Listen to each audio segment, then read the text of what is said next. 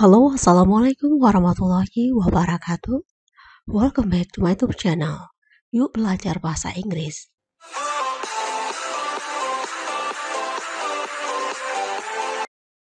Pada video kali ini, saya akan berbagi informasi seputar TOEFL, khususnya bagian kedua atau Section 2, Structure and Written Expression.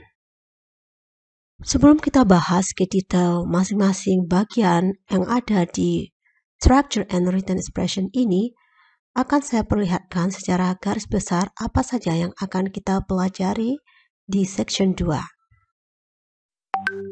Jadi, referensi yang kita pakai kali ini adalah buku referensi TOEFL yang ini. Bahasan mengenai Structure and Written Expression dalam buku ini dibahas menjadi 25 skills.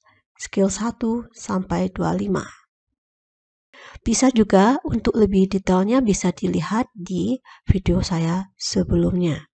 Merujuk ke pembahasan di buku ini, maka Section 2 di TOEFL Structure and Written Expression akan coba dibahas menjadi 25 skill.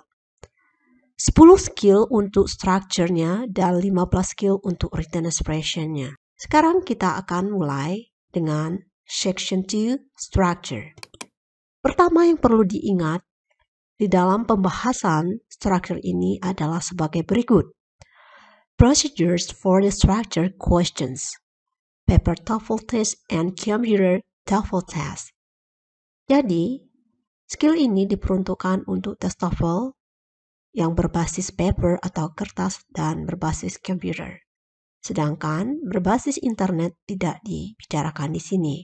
Ada buku tersendiri. Pertama yang harus diingat adalah kita harus mengkaji, memahami apa itu kalimat.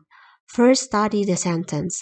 Your purpose is to determine what is needed to complete the sentence correctly. Jadi, yang kita ingin lakukan di dalam structure tes ini adalah kita akan melengkapi kalimat dengan tepat.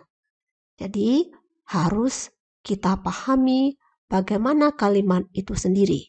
Study the sentence. Yang kedua, then study each answer based on how well it completes the sentence. Eliminate answers that do not complete the sentence correctly. Jadi artinya kita harus melihat jawaban mana yang paling tepat untuk mengisi atau melengkapi kalimat tersebut. Jadi oleh karenanya eliminasi saja atau buang saja jawaban yang kira-kira tidak bisa dipakai untuk melengkapi kalimat tersebut. Oke. 3. Do not try to eliminate incorrect answers by looking only at the answer. Jadi jangan kita membuang jawaban yang tidak tepat dengan hanya melihat jawabannya saja. Itu adalah tip atau trik yang salah. Yang harus kita lakukan, kita harus melihat antara jawaban dan soalnya. The incorrect answer are generally correct by themselves. Jadi jawaban yang tidak tepat itu kelihatan akan seperti tepat dengan sendirinya kalau kita hanya melihat jawaban itu saja. The incorrect answer are generally incorrect only when used to complete the sentence. Artinya jawaban salah atau tidak tepat akan kelihatan tidak tepat apabila jawaban tersebut dipakai untuk melengkapi kalimat. Jadi, coba dulu masukkan jawaban tersebut ke dalam kalimat. Nah, kalau dimasukkan ke dalam kalimat, maka nanti akan kelihatan salah atau tidaknya. Jadi, nomor 3 ini artinya kita jangan sampai hanya terfokus kepada jawaban saja. Karena bisa saja jawaban tersebut kelihatan benar kalau tidak dimasukkan ke dalam soal. Procedure for the structure questions ya. Langkah-langkah yang perlu diikuti ketika menjawab soal di bagian 2 ini, khususnya mengenai the structure questions. Skill 1. Subject and verbs. Skill 1. Subject and verbs. Sebelum kita bahas, kita baca dulu keterangannya di sini. You know that a sentence in English should have a subject, and a verb. Artinya, kalimat dalam bahasa Inggris itu harus memiliki subjek dan verb, subjek dan kata kerja. Itu hal yang perlu diingat di dalam pembahasan TOEFL. The most common type of problem that you will encounter in structure questions on the TOEFL test are related to subjects and verbs. Jadi, masalah yang paling umum yang akan kita temui di persoalan structure ini adalah yang berhubungan dengan subjek dan kata kerja. Jadi, berhubungan dengan subjek dan kata kerja. Mau tidak mau kita harus tahu mana subjek dan mana kata kerja, karena ini adalah hal yang penting dan menjadi persoalan umum yang ditemukan di soal structure TOEFL. Adapun masalah yang ditemukan yang berhubungan dengan subjek dan verb ini adalah pertama, missing either the subject, kehilangan subjek, atau bisa juga kehilangan verb, atau keduanya. Atau bisa juga kalimatnya memiliki extra subjek dan verb. Jadi ada 4 hal yang kemungkinan ditemui dalam persoalan subjek dan verb ini. Pertama, subjeknya hilang. Kedua, verbnya yang hilang. Ketiga, subjek dan verbnya yang hilang. Jadi 2 hal yang hilang sekaligus, subjek dan verb. Dan keempat adalah bisa jadi ada penambahan subjek atau verb di dalam kalimat tersebut. Itu yang menjadi masalah di dalam skill subjects and verbs. Example 1 from the paper and computer TOEFL test. Well, kita lihat contoh pertama.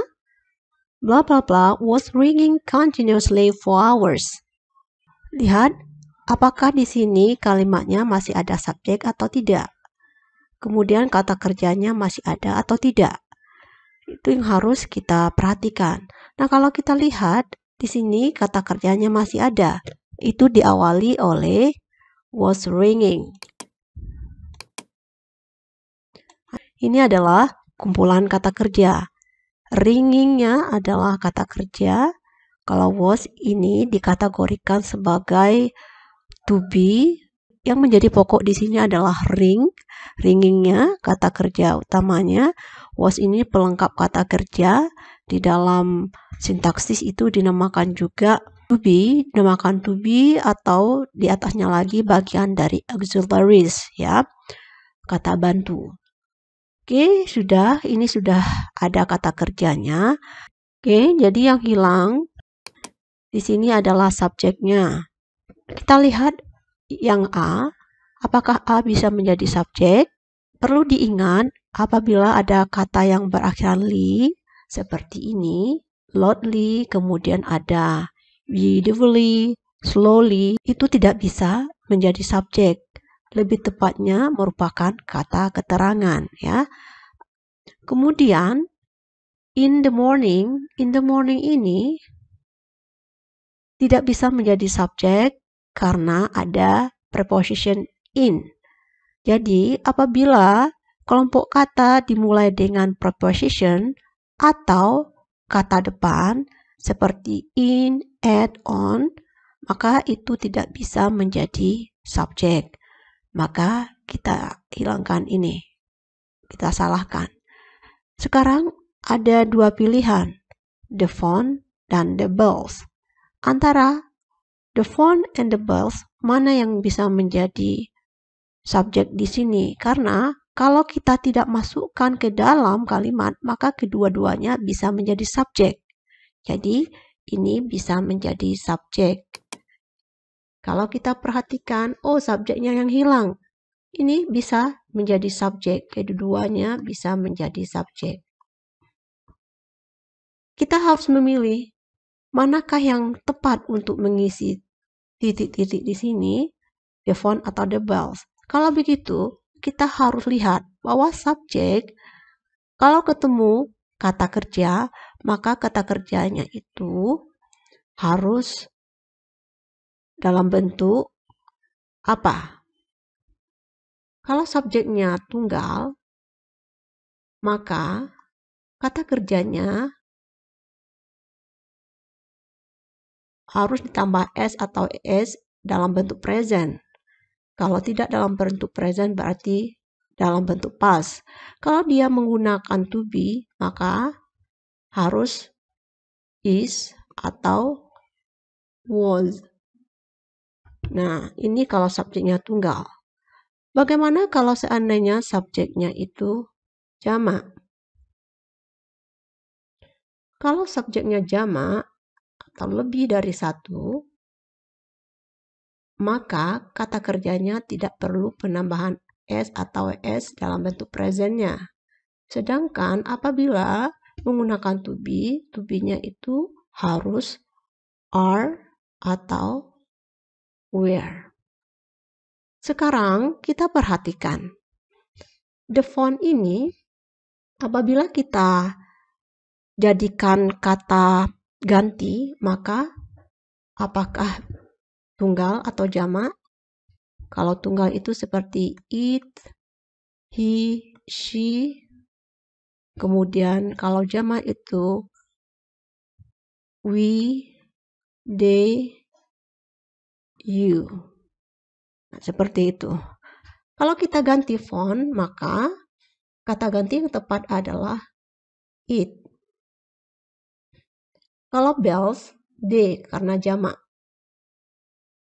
Jadi they itu bisa menggantikan banyak untuk orang, bisa juga untuk benda.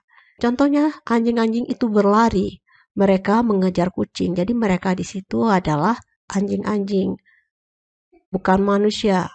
Jadi they itu bisa untuk orang, benda, atau binatang. Oke, kalau kita lihat di sini, sudah ada it dan they. Kita pilih mana yang tepat it. Untuk it, maka yang tepat itu adalah was. Otomatis ini jawaban yang paling tepat. The phone was ringing continuously for hours. Oke, saya rasa cukup demikian dulu pembahasan skill 1 subject and verb di dalam structure question on TOEFL test. Saya lanjutkan pada video berikutnya. Oke, thanks a lot. See you, bye-bye. Wassalamualaikum warahmatullahi wabarakatuh.